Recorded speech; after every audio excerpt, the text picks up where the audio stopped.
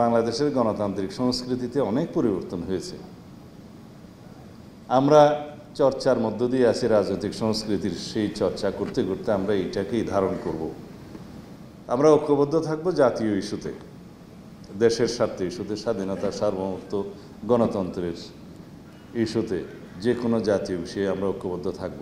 কিন্তু গণতান্ত্রিক চর্চায় আমাদের মধ্যে বাহাস হবে, মতভিন্নতা হবে, বহুমত পোষণ করব, কিন্তু সেটার নিষ্পত্তি হবে আলোচনার টেবিলে। আলোচনার টেবিল এবং আন্দোলন দুইটা যদি একই ইস্যুতে হয় তাহলে এটাও স্ববিরোধিতা। কেউ বলছেন পিআর চাই, ঠিক আছে, পিআর যদি চাইতে হয় সেটা তো ডিসাইড করবে জনগণ। আমরা কে কয়টা রাস্তায় মিছিল করলাম, বিভাগীয় পর্যায়ে কে কয়টা সভা করলাম, 1000-2000 লোক নিয়ে মিছিল করলাম, তাতে কি পিআর প্রতিষ্ঠিত হয়ে গেল? আপনারা নির্বাচনী ইশতেহারে আপনাদের দাবিগুলো উল্লেখ করে নির্বাচনে আসুন। জনগণ যদি আপনাদের পক্ষে রায় দেয়, ইশতেহারের পক্ষে রায় দেয়, আপনারা সেটা বাস্তবায়ন করবেন। এটাই তো গণতান্ত্রিক রীতি। আর কেউ বলছেন এই সনদের আইন আনুক, আইনি ভিত্তি যদি না দেয়, তার ভিত্তিতে নির্বাচন না হয়, তাহলে নির্বাচনে যাবে না, ইত্যাদি ইত্যাদি। তা আইনি ভিত্তি দেওয়ার সমস্ত কলা কৌশল নিয়েই তো আমরা আলোচনায় আছি। সমস্ত রকমের বিশ্লেষণ আমরা করেছি, অনেকে তাদের দাবি দিয়েছে, প্রস্তাব দিয়েছে, বিশেষজ্ঞ কমিটি দিয়েছে, আমরা সেটার উপরে কথা বলছি।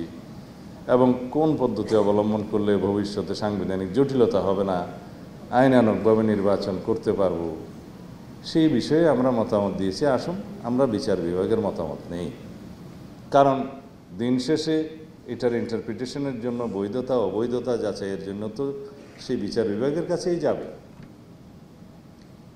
রাষ্ট্রে আইন প্রণয়ন করে আইন বিভাগ, সেই আইনটার উপর ভিত্তি করে বিচার করে বিচার বিভাগ, সেই আইনটার বা বিচার বিভাগের সিদ্ধান্ত বাস্তবায়ন করে প্রশাসন। এবং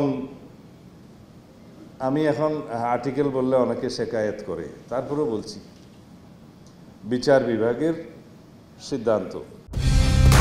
কালার এক্সপার্ট, জর্জ স্যাপ এবং মাইল্ড অন হ্যান্ডস টেকনোলজি সমৃদ্ধ অরিক্স ক্রিস্টাল ওয়াশ আপনার লন্ড্রি এক্সপার্ট। বিভিন্নভাবে সংবিধানে বলা আছে কিভাবে কিভাবে মান্য করতে হবে। ফান্ডামেন্টাল রাইটসের ক্ষেত্রে আর্টিকেল 26-এ বলা আছে এইভাবে কিভাবে সংবিধানের ধারাগুলো বাস্তবায়িত হবে। আমরা সবাই আর্টিকেল 102 সম্পর্কে সবাই জানি, বাংলাদেশের আম জনতা জানে যে রিটের ক্ষমতা, যে কারো মৌলিক অধিকার ক্ষুণ্ণ হলে এটা আর্টিকেল 44 অনুসারে ক্ষমতা দেয়া আছে। আর্টিকেল 102 অনুযায়ী যে কোনো নাগরিক বিচার বিভাগের কাছে যাবে এবং বিচার বিভাগ সেই বিষয়ে বিচার করবে। বিচার বিভাগের সিদ্ধান্ত এবং রায় যে মান্য করতে বাধ্য, সেটা আর্টিকেল 111-এ বলা আছে যে কোনো জাজমেন্ট অ্যাপিলেট ডিভিশনটা হাইকোর্ট থেকে জজ জুডিশিয়ারি মানবে এবং অ্যাপিলেট ডিভিশনের ডিসিশন সকল জুডিশিয়ারি মানবে। এই বিষয়গুলো কেন দেয়া আছে?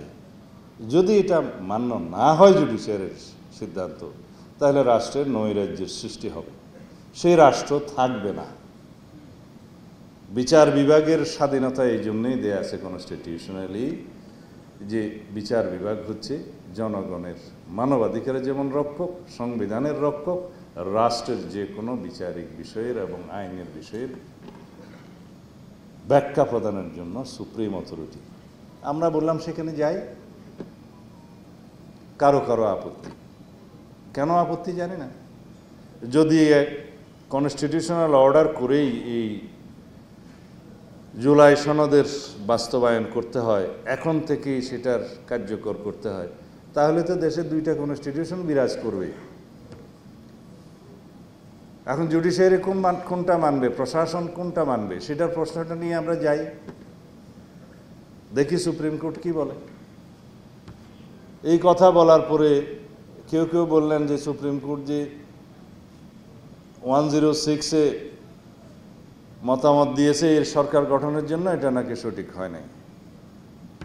কেউ কেউ বললেন যে এটা প্রধানমন্ত্রীর মতামত ছাড়া যেতে পারে না। তা আমি বললাম যে শেখ হাসিনার মতামতটা নেওয়া হয় না, এগুলা কি আমরা দুঃখিত?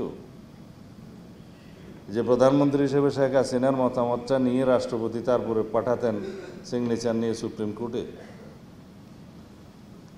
বললে এই সরকার পুরোপুরি সাংবিধানিকও না, আবার বলছে এটা পুরোপুরি বিপ্লবী সরকারও না, বলছে এটা মাঝামাঝি সরকার। তা আমি বললাম এটা নির্ধারণ হওয়া দরকার।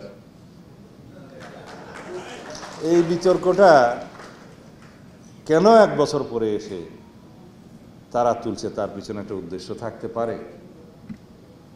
এই নৈরাজ্য সৃষ্টির মধ্য দিয়ে সাংবিধানিক শূন্যতা যদি সৃষ্টি হয়, তাহলে বেনিফিশিয়ারি কে হবে? যে কোনো অসাংবিধানিক শক্তি। বেনিফিশিয়ারি হবে পতিত স্বৈরাচার।